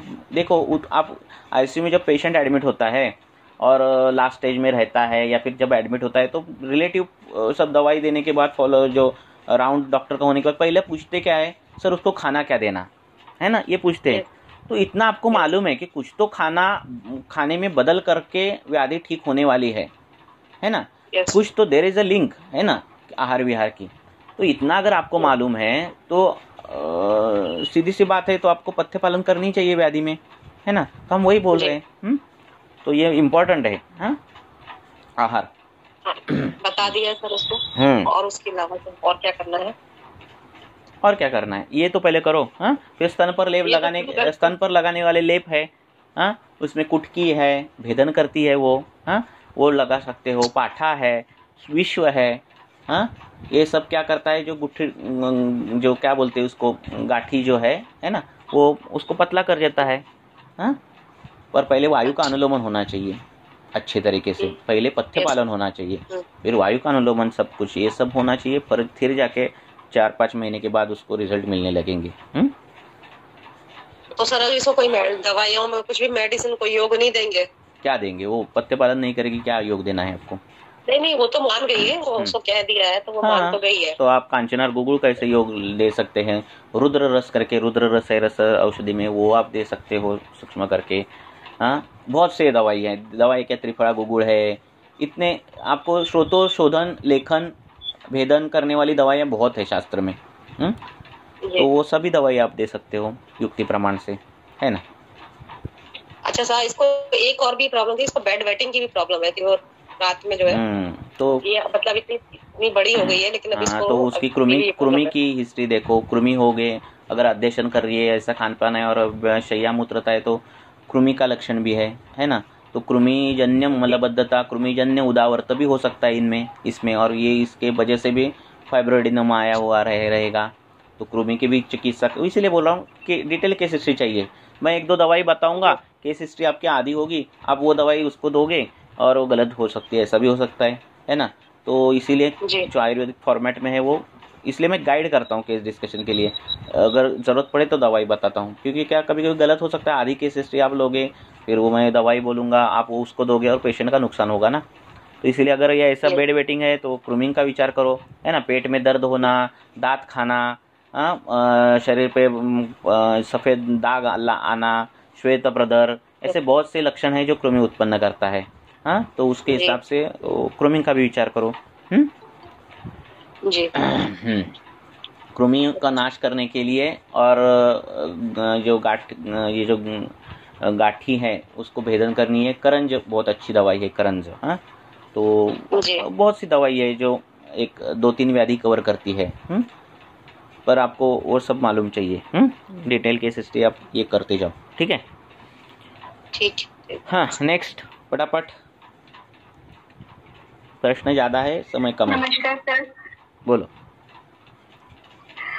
सर हमको आयुर्वेद में चरक में एक छोटा सा रेफरेंस पशु चिकित्सा के संदर्भ में फल मात्रा सिद्धि में जो मिलता है, तो किसमें? आयुर्वेद के द्वारा सर पशु चिकित्सा के संदर्भ में। हाँ। आयुर्वेद का विचार चरक में फल मात्रा सिद्धि में आया है सर। आप इस पे क्या थोड़ा गाइडेंस देना? पशु चिकित्सा के संदर्भ में। जी सर। अब इसका बहुत व्यापक विचार है, मैंने इसके बारे में, हाँ बोलो। जी सर, थोड़ा मेरा पशुओं की तरफ पशु चिकित्सा क्या होता है, ठीक है, अच्छा है वो, पर होता क्या है, हमारे जो द्रव्य है, द्रव्य बोलो या फिर कुछ भी बोलो, खाने की द्रव्य या फिर औषधि द्रव्य, एक सिद्धांत है कि द्रव्य का कर्म बदलता है योनि अगर बदल गई तो। जैसे आप जो है वो लाल मिर्ची जो है, मिर्ची बोलते ना हिंदी में, क्या बोलते लंका, क्या बोलते, मिर्ची बोलते हैं। हाँ, तो वो मिर्ची आप ऐसे खा नहीं सकते, है ना, पटापट ऐसे खा सकते हो, है ना, नहीं खा सकते, वो आपको तीखी लगेगी, है ना, जी सर। और पसंद भी नहीं आएगी। पर वो जो ये पैरेट रहता है वो खा लेता है ना, उसके लिए वो मिर्ची तीखी नहीं होगी शायद, बराबर है ना, हेलो जी। हाँ, उसके लिए वो मिर्ची तीखी नहीं होगी शायद। जैसे सर्प हमको अगर काट लिया तो 1 मिनट में हमको मृत्यु आ जाता है ना, पर वही सर्प ने अगर बिल्ली को काट लिया या फिर पैरट को काट लिया या फिर वो क्या बोलते उसको, मुंगूस को क्या बोलते, तो उसको काट लिया या फिर पिकॉक को काट लिया उसने, तो उसको नहीं मृत्यु आ जाता। फर्क है ना, वही विष है, पर योनि बदल गई तो उसका कार्यभेद बदलता है ना। जी सर। हाँ, तो इतनी वैरायटी वो आ जाती है। एक द्रव्य जो हमारे लिए अमृत है, हमारे लिए विषग्न है, हरिद्रा जो हमारे लिए विषग्न है ना, हरिद्रा विषग्न में आती है, बराबर है ना। हल्दी हम सेवन करते हैं, yes. और वही हल्दी अगर जलों का कौल लगाई तो वो मर जाती है, बराबर है। जी सर। तो द्रव्य भेद हो गया, योनि भेद हो गया, तो द्रव्य भेद भी होता है। तो फॉर एग्जाम्पल कोई पशु है और जिसको अगर कुछ कुष्ठ आ गया उसको, बराबर है ना, तो हमने अगर हमारे कुष्ठग्न द्रव्य उसमें अगर दे दी तो रिजल्ट मिलेगा नहीं मिलेगा, उसके कारण मीमांसा कैसे हम करें, मीन्स उसके लिए कुछ है ही नहीं हमारे पास, बराबर है ना। तो उसके लिए अगर आपको अश्वायुर्वेद, हस्तायुर्वेद है ना, ऐसे अगर बुक्स मिल गए और अगर आपने वो पढ़ाई कर दी तो अच्छा होगा, है ना, क्योंकि इधर के सिद्धांत तो उधर नहीं हो सकते, है ना। वो अश्व थोड़ी वो या फिर वो कोई थोड़ी हमारी दिनचर्या फॉलो करने वाला है, उसके शरीर में थोड़ी हमारे शरीर में जैसे दोष और धातुओं के प्रमाण है वैसे ही प्रमाण उसके शरीर में थोड़ी होंगे, नहीं हो सकते, है ना। उसके शरीर में कुछ जो शरीर क्रिया है वो अलग हो सकती है, हाँ, बेसिक जो सिद्धांत है ना प्रकृति के, वो तो सेम होंगे, बराबर है ना। जैसे हमें अगर ठंडी पड़ेगी तो उनको भी ठंडी लगेगी, पर उनको लगने वाली ठंडी और हमको लगने वाली ठंडी, इसमें रिलेटिविटी है ना। हम स्वेटर पहनेंगे पर अगर उस प्राणी को अगर हमने स्वेटर पहना दिया तो उसको कब कुछ भी हो सकता है, कभी कभार उसको नहीं भी पसंद आएगा वो स्वेटर। तो ये रिलेटिविटी, ये फर्क जो है वो महसूस होगा ही। तो हम नहीं बता सकते, मैं तो नहीं बता सकता कि फिर कोई कौन बताएगा कि हमने अगर ज्वरग्न एक दवाई हमने वो ज्वरग्न दी और वही ज्वरग्न दवाई हमने पशु में दी तो वो वही काम करेगी कि नहीं काम करेगी, है ना। तो बहुत ये गहन टॉपिक है। तो उसके रिलेटेड आपको अगर बुक्स मिल गए पशुओं का आयुर्वेद ऐसे कुछ, अश्वायुर्वेद की या फिर ऐसा, और उसने वो ऐसा अपने पढ़ाई की तो हो सकता है, बराबर है ना। जी सर। सर इसमें हम पंच महाभूत के सिद्धांत के आधार पर विचार कर सकते हैं ना। पंच महाभूत के आधार पर देखो, अब किसी प्राणी को व्रण हो गया है, ठीक है, अब व्रण से रक्त बाहर पड़ रहा है, अब उधर हमने स्तंभन दवाई दी तो स्तंभन हो जाएगा, क्योंकि रक्त का जो महाभूत संगठन है, फिर वो द्रव्य का जो संगठन है, इतने तक काम हो सकता है। मैं नहीं बोल रहा हूँ, ऐसा नहीं बोल रहा हूँ, ऐसे नहीं होगा कि हाँ, पर वही बोल रहा हूँ ना कि हरिद्रा हमारे लिए अगर अमृत है तो जलों का लिए विष है। जलचर प्राणी जो है उनके लिए हरिद्रा जो है वो विष युक्त है। अगर नदी में आपको चलना है और नदी में अगर काटने वाले मछलियाँ हो तो हमने अगर हरिद्रा लगा दी पैरों पर, तेल हरिद्रा मिक्स करके लगाई, तो मछली काटती नहीं आपको, ठीक है ना। तो इतना उसके लिए हरिद्रा विषयुक्त है जलचर प्राणियों के लिए। तो फिर हम कैसे पता चलेगा हमें कि बाबा हाँ ठीक है, ज़्यादा से ज़्यादा जो शरीर रचनाएं हैं जैसे अजाका और हमारा मांस साम्यता है, वो साम्यता है, इसका मतलब ऐसा नहीं कि वो सेम ही है एग्जैक्टली, है ना। तो उसमें बहुत व्यापक विचार है ना। ऐसा है ना सर। मेरे इसमें कुछ मेरे प्रैक्टिकल एक्सपीरियंसेस हैं सर। जो कैटल्स होते हैं specially cause and buffalo sir, उनमें एक रिटेंशन ऑफ प्लेसेंटा सर एक बहुत कॉमन प्रॉब्लम होता है। मतलब प्लेसेंटा जो रहता है वो एक्सपेल आउट नहीं होता है काफी टाइम तक। तो गांव में जनरली उसका मैनुअल एक्सपल्शन वो करते हैं, जो उस एनिमल के लिए बहुत पेनफुल होता है। सर मैंने वहाँ पर एनिंग टेल का प्रयोग करके देखा है सर, उससे इजिली अनुलोमन होता है कुछ 1-2 घंटे में, और एक बार सर बस्ती भी दिया था। अब क्या है मालूम है क्या, पहली तो बात है, ठीक है ना, ये बस्ती दे रहे हैं आप, वो सब कुछ ठीक है, अच्छी बात है, ये अनुभूत है, हाँ, ये आप उसको सिद्धांत नहीं बना सकते। दूसरी बात एक है कि जो प्राणी है वो उसको क्या लग रहा है वो बता नहीं सकता, ठीक है, बिल्कुल सर, ठीक है ना। बाकी की जो चीजें है आपको दिख जो रहा है, आपको जो उसमें दिख रहा है उसके हिसाब से हम दे रहे। जैसे अभी हमारे स्किन पर अगर सोरेसिस आ गया, लीजन आ गए, है ना, और मैंने उस पर बीटामेथाजोन लगा दिया, ठीक है, हाइड्रोकोर्टिजोन बीटामेथाजोन स्टेरॉइड का एप्लीकेशन लिया, तो हमें दिखेगा क्या कि वो लीजन या फिर जो स्किन का प्रॉब्लम हो गया, ठीक है, बराबर है जी सर। हाँ, अब ये जो दृश्य चीज है वो दिख रही है, पर वो ट्रीटमेंट है क्या, हमारे हिसाब से नहीं है, बराबर है ना। मैं क्या बोल रहा हूँ आपको समझ में आ रहा है। तो दृश्य पर दृश्य ये ट्रीटमेंट नहीं हो सकती, मीन्स हो रहा है तो अरे ये हो गया, तो ये मीन्स क्या बोलते हैं उसको, 100% परफेक्ट ट्रीटमेंट नहीं हो सकती। हाँ ठीक है, आपको मिल रहा है रिजल्ट, वो सब कुछ है, वो अलग बात है, वो अच्छी बात है ना। पर अनुभव अभी आप ये जो गाय रह रही है वो कौन से प्रदेश की है, उसका चल गुण कितना, क्योंकि देखो बहुत सी उसमें चीजें हैं कि वो चलनी फिरनी चाहिए गाय, है ना, उसका दूध कैसा लेना है वो शास्त्र में वर्णित है। गाय का दूध, भैंस का दूध जो लेना है वो शाम का लेना है। शाम का जो दूध है वो गुरु गुण उसमें कम रहता है। हाँ, हम जो दूध लेते हैं वो सुबह लेते हैं, है ना, दूध वाले से। तो ये सब दिन शास्त्र में वर्णित है चीजें। पर वो गाय कैसी है, वो चलती फिरती है क्या, उसको दवाई कौन सी दी है क्या, ये सब भी चीजें बहुत मायने रखती है ना। प्लासेंटा निर्हरण अभी क्यों नहीं हो रहा है, ये तो प्राणी है, प्राकृत है चीजें, प्लासेंटा निर्हरण होना है प्राकृत चीज है ना, होनी चाहिए, क्यों नहीं हो रही है। शायद वो अभी गायों का जो चलना फिरना है वो कम हो गया है, ये भी उसमें हेतु हो सकता है ना। तो ये क्या है, बहुत बड़ा स्टडी है ना, ऐसा है। तो उस हिसाब से उसको करना चाहिए। पर डायरेक्टली जो दवाई ये है जो हमारे में काम कर रही है वैसे ही काम करेगी या फिर नहीं काम, इसका कुछ ये नहीं है ना, पढ़ाई नहीं, वो अलग है चीज, है ना।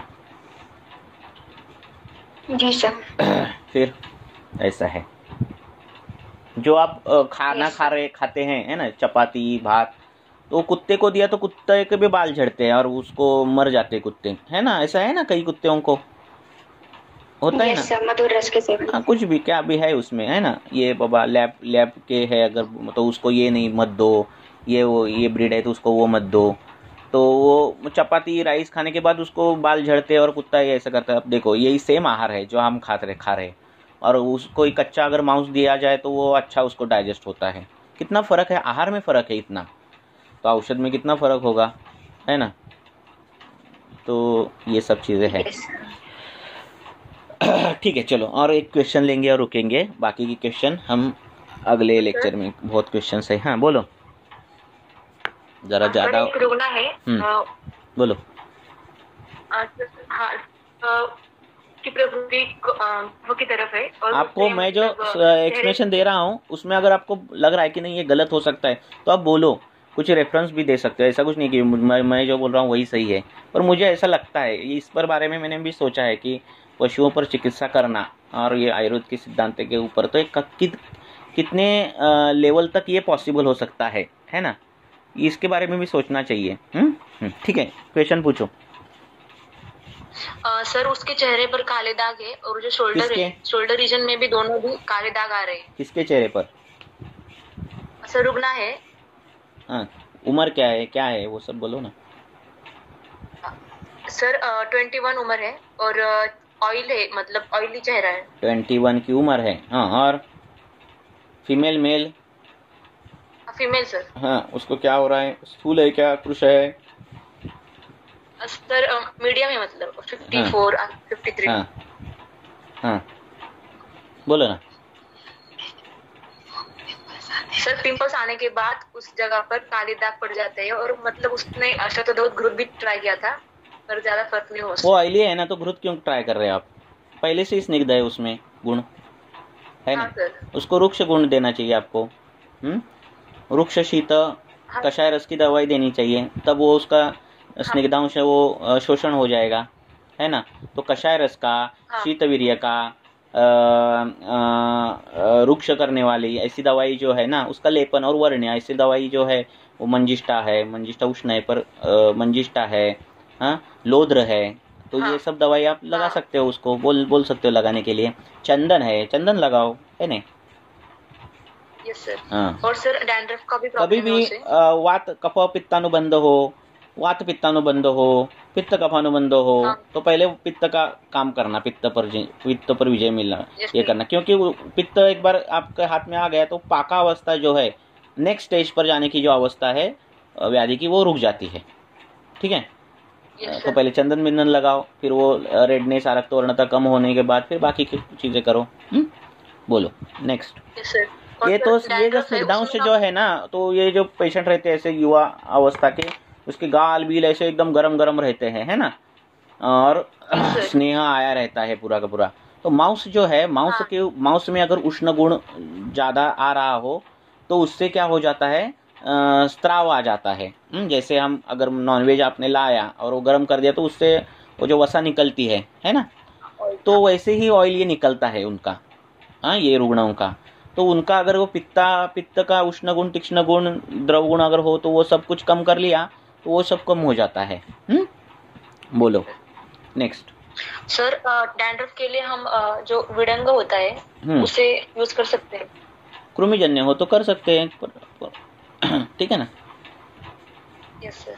करने के लिए क्या है ना, ऐसे कोई दवा, ऐसे कोई द्रव्य नहीं है जो औषध नहीं है ना। नास्ति द्रव्यम अनौषधम, कोई भी दवा है ना, अगर उस द्रव्य का आपको रसगुण वीर्य पता चल गया तो पत्थर को भी आप दवाई बना सकते हो, है ना। ऐसे। नमस्कार सर। हाँ, अभी एक क्वेश्चन लेंगे और अब रुकेंगे। बोलो जी सर। एक फीमेल पेशेंट है 55 year old. Female 55, kidney disease का जी। हाँ, किडनी डिसीज लेके आए, क्रिएटिनिन लगभग 11 है और यूरिया 160 के आसपास है। बाकी जो लक्षण है वो मूत्र काफी अल्प है और शांता है, अनिद्रा है, मुंह काफी कम है। क्या है? मल में शांता है, अनिद्रा भी है, मुंह काफी कम है और अरुचि है। शोथ पैर और चेहरे पर बीपी बढ़ता रहता है और हिस्ट्री अम्लपित्त की मिली है। अभी भ्रम होता है, चक्कर आते हैं और कभी कभी कड़वी उल्टी पहले हिस्ट्री रही है। कमर दर्द अभी रहता है।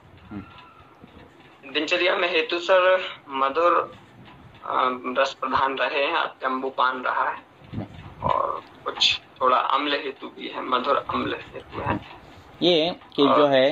हाँ बोलो, बोलते जाओ जी।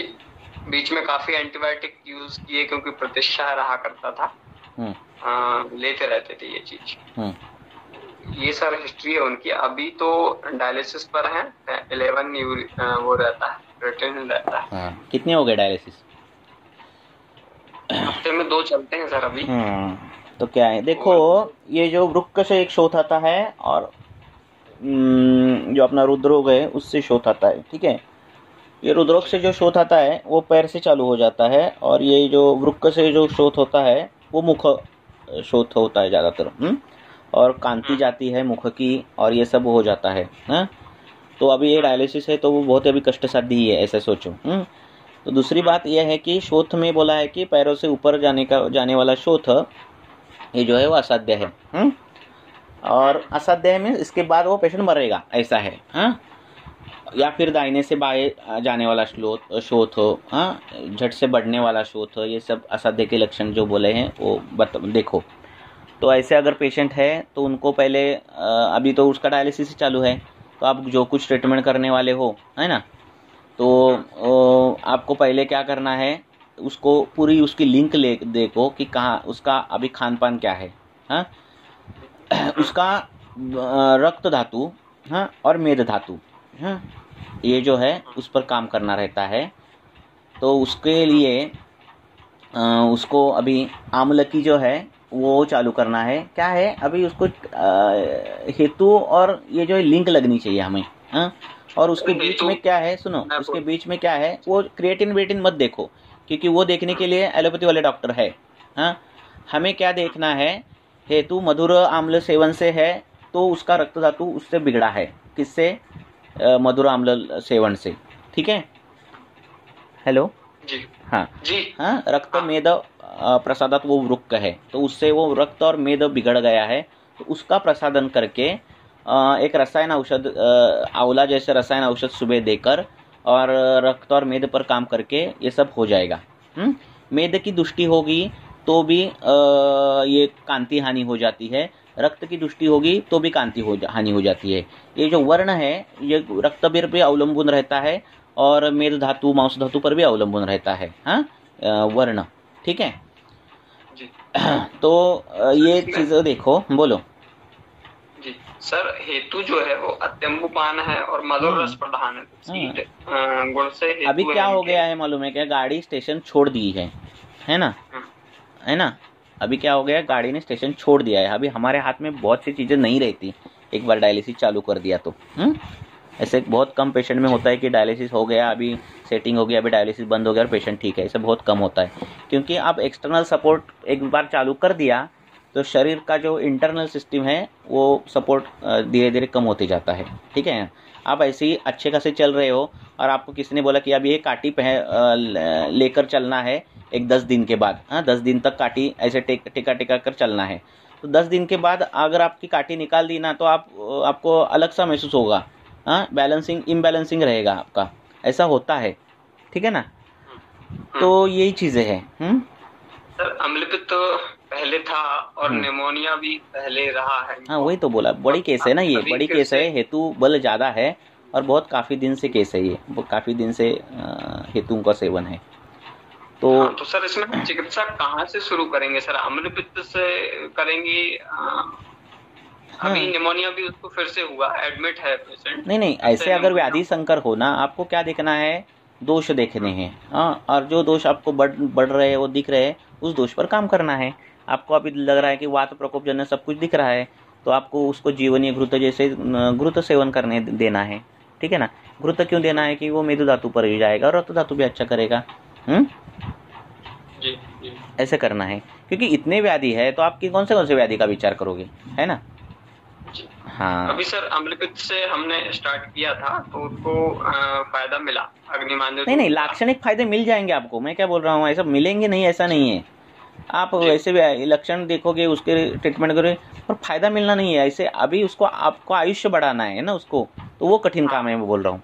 आपको अगर मैंने आपको लेप दिया मंजिष्ठा मसूर का ये वो लेप दिया चारोड़ी दूध के साथ, तो उसका कांति भी वर्धन हो जाएगी और वो कितने दिन के लिए रहेगी, ये है ना। ठीक है ना।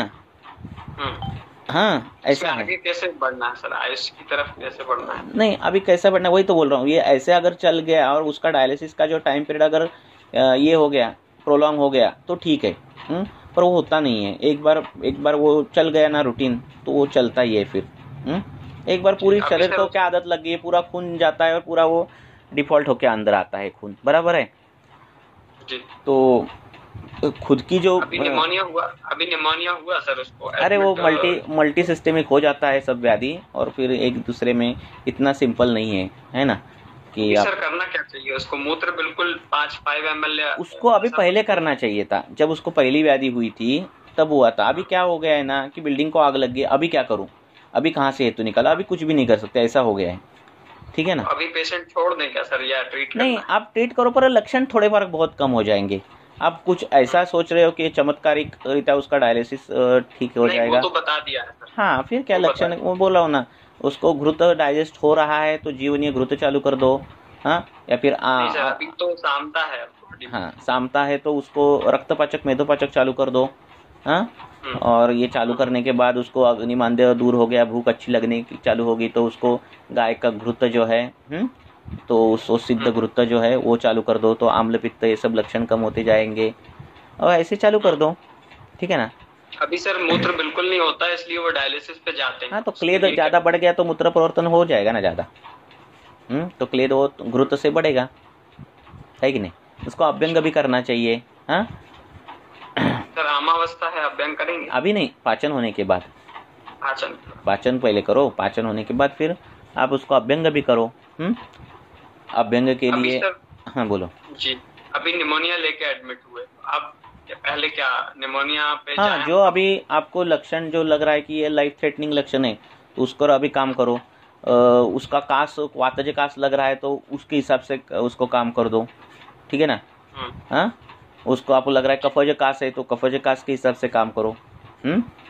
तो ये क्या होता है, मल्टी सिस्टेमिक हो जाते हैं पेशेंट, फिर एक एक सिस्टम फेलियर हो जाती है, और मल्टी सिस्टेमिक फेलियर हो जाने के बाद वो ये हो जाता है। अभी उसको कास नहीं सर, सैचुरेशन डाउन जा रहा था, इसको लेके वो एडमिट करना पड़ा थोड़ा, फिर उन्होंने निमोनिया किया और उसका ट्रीटमेंट लेके अभी चला रहे हैं। क्योंकि क्या है, अभी उसको एंटीबायोटिक चालू होंगे, है ना, बहुत सी चीजें उसको चालू होगी, है ना, तो उसमें हमारी दवाई, फिर हम पाचन की सोच रहे, वो थोड़ी पाचन के बारे में सोच रहे हैं, है ना। हाँ, हम तो सोच रहे हैं ना, पर वो थोड़ी सोच रहे हैं पाचन के बारे में। वो तो फ्लूइड लगा रहे, वो तो जो कुछ है वो कर ही रहे, दवाई दे रहे है ना। तो ये सब बीच में पाचन से हमने स्टार्ट किया सर, पाचन से हमने स्टार्ट किया, उसको मूत्र प्रवृत्ति हम ले आए थे, पहले बिल्कुल नहीं थी। नहीं, वही बोल रहा हूँ मैं, वो आप क्या कर रहे हैं, हम क्या कर रहे हैं ना कि लक्षण, हाँ मूत्र प्रवर्तन कम है, मूत्र प्रवर्तन बढ़ाओ, हाँ उसको श्वास कम करो, हाँ उसको कांति, ऐसे हम कर रहे हैं ना। समझ में बात आ रही है क्या? ये हम ऐसे कर रहे हैं, है ना। मूत्र प्रवर्तन क्यों कम है इसके बारे में हम नहीं सोच रहे, बराबर है ना। हाँ सर, कैसे सोचना है वही तो बोल रहा हूँ ना। हाँ, तो यही तो चीज़ है। अभी ये स्टेज नहीं है कि आप कुछ कर सकते हो और पूरा रिवर्स प्रोग्नोसिस हो जाए, हो सकता है कदाचित, पर ऐसा देखा नहीं है मैंने। ठीक है, तो आप ऐसे अभी आप तो लाक्षणिक अभी चिकित्सा करो ही, ठीक है, उससे कुछ जो हो रहा है, मूत्र प्रवर्तन होने के लिए अभ्यंग करोगे और क्लेद भाव शरीर का बढ़ाओगे तो मूत्र प्रवर्तन हो जाएगा। ठीक है ना। तो अभी सर पाचन और निमोनिया को लेके हम ट्रीट करेंगे, तो पाचक शुरू करें और क्या स्टार्ट? हाँ, पाचन, निमोनिया हो गया तो वो फुफ्फुस शोणित फेन फुफ्फुस है तो उसको निमोनिया बैठ गया होगा, है ना। तो उसको पाचन कर दो। फिर कंटकारी अवलेह है, वासा अवलेह, उसको ज़्यादा काम अच्छा मिलेगा, है ना। तो वासा अवलेह भी उसको चालू करो। ये सब धीरे धीरे चालू करो, कौन सा उसको ये होता है उसके हिसाब से उसको दवाई ये कर दो। जी जी, ऐसे करो। रक्तपाचक मेदोपाचक देना है और ये तो दे दो। तो उसमें से क्या होगा, वो तो मेन जो 2 दुष्य है वो तो पहले कंट्रोल में आ जाएंगे। ठीक है, ये आम्ल पित्त की हिस्ट्री है और ये सब है, तो रक्त दुष्टि पहले से हुई है। ठीक है, और फिर ये सब वृक्क पर ट्रिगर आ गया है ना। आमाशय का क्लेद जो है वो वृक्क का पोषण करता है, फिर ये बार बार आम्ल पित्त होना, वो आमाशय दुष्टि होना। अभी उसने उस समय में अगर आयुर्वेद के पास आई होती तो बहुत अलग आज की कंडीशन थी उसकी, तो अभी लेट हुआ है सब कुछ, तो ठीक है ना। ऐसे चलो, हो गया। ओके, हम रुकेंगे, बहुत क्वेश्चन है अभी बाकी, 1 घंटे से ज़्यादा समय हुआ है। अगले डिस्कशन में या फिर ग्रुप में आप क्वेश्चन डालते जाओ, डिटेल केस हिस्ट्री ये करते जाओ, और ग्रुप की जो मेंबर्स है वो थोड़ा बढ़ाओ, दूसरा जो देववाणी दूसरा सेकंड ग्रुप है उसकी मेंबर्स जो है वो बढ़ाओ। दूसरी बात यह है कि ग्रुप में जो डिस्कशन हो रहे हैं, फर्स्ट ग्रुप में जो हो रहे हैं उसको सेकंड में फॉरवर्ड करते जाओ। मुझे इतना ये नहीं मिलता कि उस ग्रुप में भी ध्यान रखूं, मैं एक ही ग्रुप में से देखता हूं कि क्या केस डाले हैं क्या नहीं है। हाँ, तो उस ग्रुप में अगर कोई है डबल ग्रुप में तो वो फॉरवर्ड करते जाओ, और फिर हम अगले हफ्ते या फिर इसी हफ्ते एक और बार केस डिस्कशन लेंगे। ग्रुप की संख्या बढ़ने के बाद वापस से हम टीका वाचन लेने का मैं सोच रहा हूँ। तो ऐसे हम करेंगे, ठीक है। सर एक लास्ट डाउट था, बोलो ना। ठीक है सर, जैसे अवले हमने चुन लिया, पाचक चुन लिए, सर रस रसायन में कुछ क्या ले सकते हैं? नहीं, उसको हम रस ये करने के लिए भस्म में सहस्त्रपुटी अभ्रक भस्म दे सकते हैं सूक्ष्म करके, तो वो अच्छा काम करेगा इसमें जी। रस में सर गोल्ड कल्प, गोल्ड में देखो क्या है, आप गोल्ड कल्प किसी कंपनी का दोगे, वो कंपनी वैसे बनाती है क्या, ये सब बहुत बीच में बहुत फैक्टर, इसलिए मैं वो रसकल्प के इसमें मैं नहीं बोल रहा हूँ। आपको कोई वैद्य बना रहा हो रसकल्प, हाँ खुद आपने देखा हो बना रहा है, तो उससे पर्सनली वो रसकल्प ले लो, ठीक है। कौन सा कर लेंगे? हाँ, अब इसको सुवर्ण मालिनी वसंत भी अच्छा काम करेगा इधर। हाँ बोलो। रसराज रस करके है, वो भी अच्छा काम करेगा। धातु क्षयजन्य वात प्रकोप, ये ऐसी जो चीजें है वो रसराज रस अच्छा काम कर देता है। हाँ, तो ये काम कर दो। हाँ। निमोनिया को संप्राप्ति देखते हुए स्वर्णकल्प चयन करेंगे हम?